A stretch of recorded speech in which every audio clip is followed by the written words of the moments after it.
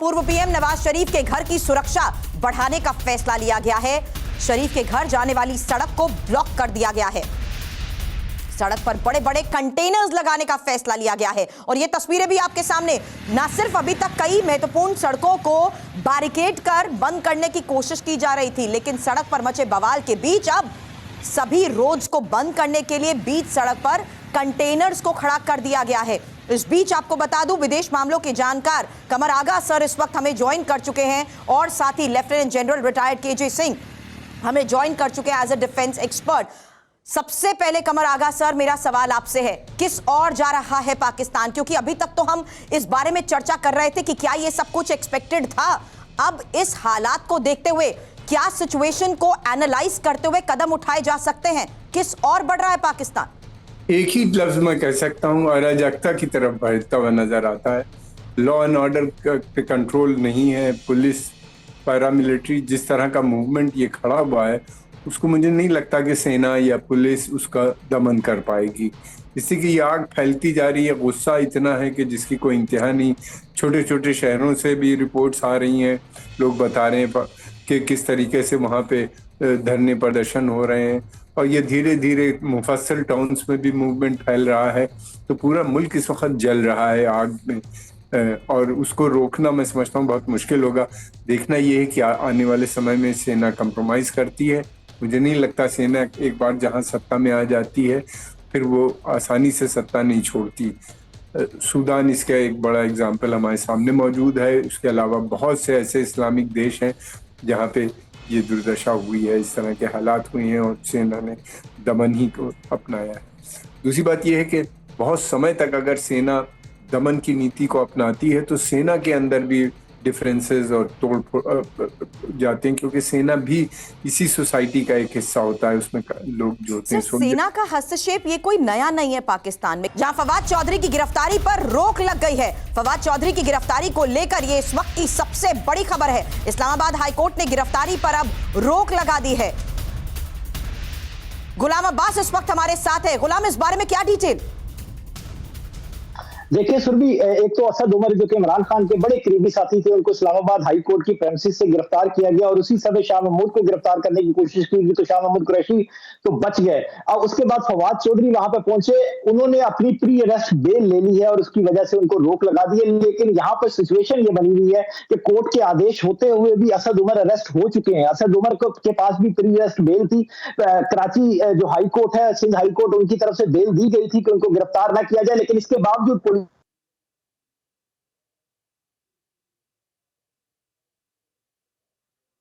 गुलाम, मैं आपके पास जल्द वापस एक बार फिर से लौटती हूं, क्योंकि जिस तरीके से कोर्ट में हो रही पेशी के दौरान ये बड़ी खबरें आ रही हैं, इस बारे में और अपडेट आपसे लूं। उसके साथ ही मैं इस वक्त इस चर्चा में ज्वाइन करना चाहूंगी as a defence expert KJ Singh sir हमारे साथ हैं। सिंह साहब, अब सेना की संपत्ति पर जिस तरीके से नुकसान पहुंचाया जा रहा है, जिस तरीके से सड़क पर आमने सामने की ये जंग हो रही है, क्या आपको लगता है कि हालात को देखते हुए सरकार पूरी तरीके से विफल हो चुकी है, हालात पूरी तरीके से बेकाबू हो चुके हैं? क्या होगा अब? सुरभि, देखिए, जय हिंद। मैं आपका धन्यवाद करता हूं, आपने मुझे अपने प्रोग्राम में शामिल किया। हालात बहुत संगीन है, बहुत सेंसिटिव है और हमारे लिए पड़ोसी मुल्क होने के नाते, और पाकिस्तान कोई ऐसा मुल्क नहीं है, उसके पास एक न्यूक्लियर हथियार भी है, एटम बॉम्ब भी है, जिनको अगर आतंकवादी ले जाएं तो उससे बहुत बड़ी अंतर्राष्ट्रीय समस्या पैदा हो सकती है। और पाकिस्तान की फौज, खास तौर पर आर्मी, उसका दबदबा अभी तक ऐसा था कि वो गलत काम भी करते थे तो भी अवाम उनके साथ रहती थी। 1971 में देश दो भागों में बट गया, लेकिन लोग सेना के साथ रहे। कारगिल में, सियाचिन में जो रिवर्सेस हुए, फिर भी लोग सेना के साथ थे। लेकिन ये एक बहुत अजीबो गरीब स्थिति है और होनी भी थी।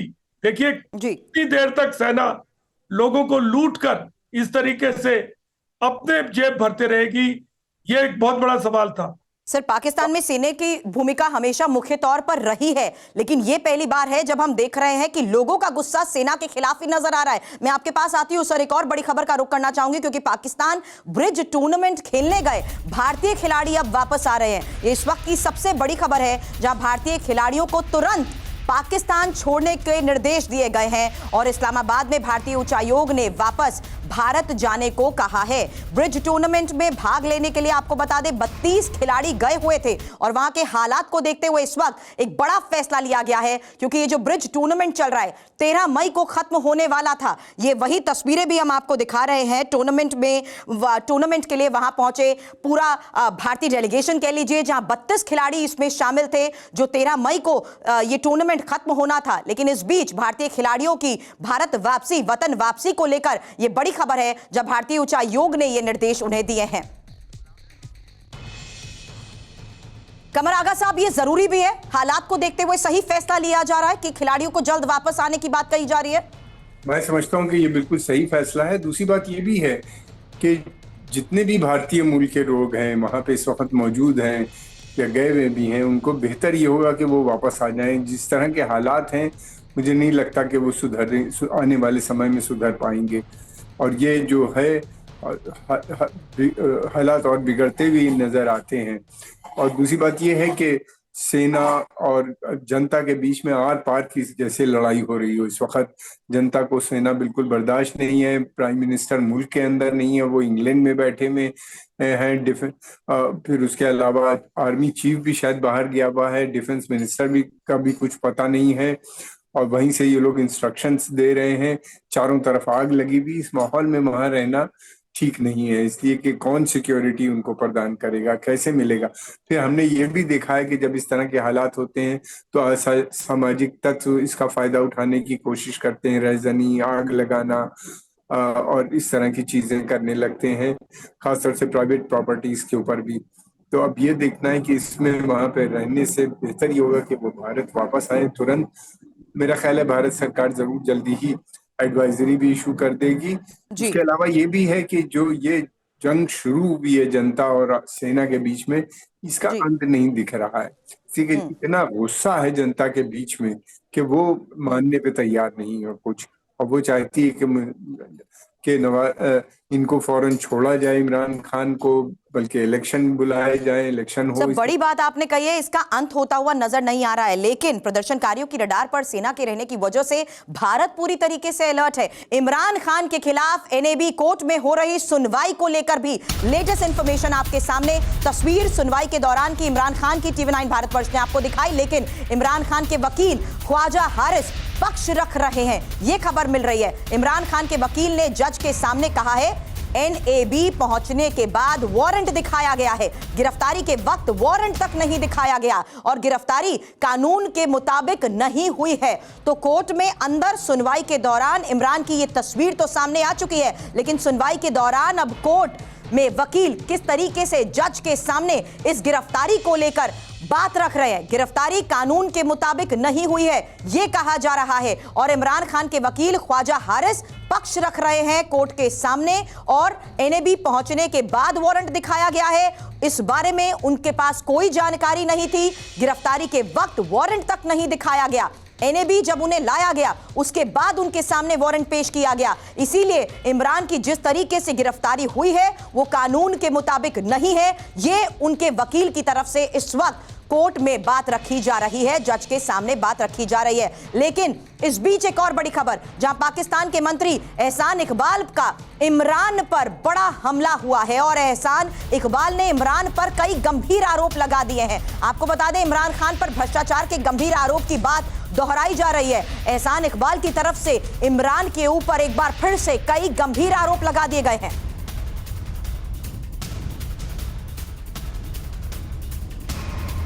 हैरानी इस बात की है कि अभी भी इमरान के ऊपर आरोप लगाए जा रहे हैं। हालांकि इस पूरे मामले में जिस तरीके से कानूनी शिकंजा इमरान के ऊपर कसता जाएगा उसको लेकर तो कानूनी तौर पर कार्रवाई होगी, लेकिन इस बीच हालात को देखते हुए क्या कदम उठाए जा रहे हैं इसके बारे में किसी के पास कोई जानकारी नहीं है। लेकिन गिरफ्तारी के पीछे क्या पाकिस्तानी सेना है, ये एक बड़ा सवाल है। और खतरे में किस तरीके से पाकिस्तान का भविष्य है, ये हम जानने की कोशिश कर रहे हैं, क्योंकि पाकिस्तान के लिए अगले 72 घंटे बहुत ज्यादा अहम हो जाते हैं। और एक्सपर्ट्स जिस तरीके से हमारे साथ बने हुए हैं, उन्होंने भी इस बात को लेकर चिंता जाहिर की कि जिस तरीके से सेना और जनता और समर्थक आमने सामने हैं, इसका अंत होता हुआ नजर नहीं आ रहा है। क्योंकि हकीकत यह है कि पूरा पाकिस्तान जल रहा है, इस्लामाबाद तक प्रदर्शन उग्र हो चुका है, पेशावर की तस्वीरें भी आ रही है। पाकिस्तान का आखिर भविष्य क्या है, इसको लेकर ही ये डिटेल्स आपके सामने लग रही हैं, आपके सामने रख रहे हैं। क्योंकि बड़ा सवाल उसके भविष्य को लेकर इसलिए क्योंकि अगले 72 घंटे बहुत अहम है। मार्शल लॉ का ऐलान हो सकता है, इमरान की पार्टी पीटीआई पर बैन लगाया जा सकता है, पाकिस्तान में गृह युद्ध जैसे जो हालात बने हुए हैं, ऐसे में क्या हो सकता है सिंह साहब, यही सबसे बड़ा सवाल है। मार्शल लॉ, गृह युद्ध जैसे हालात, इस बीच पाकिस्तान के हालात पर भारत की जिस तरीके से पैनी नजर है, उसको लेकर भी इंफॉर्मेशन हमारे पास है। क्योंकि अंतर्राष्ट्रीय सीमा पर एलओसी पर चौकसी बढ़ा दी गई है और यह जरूरी भी है। पंजाब और जम्मू कश्मीर में सेना और बीएसएफ हाई अलर्ट पर है।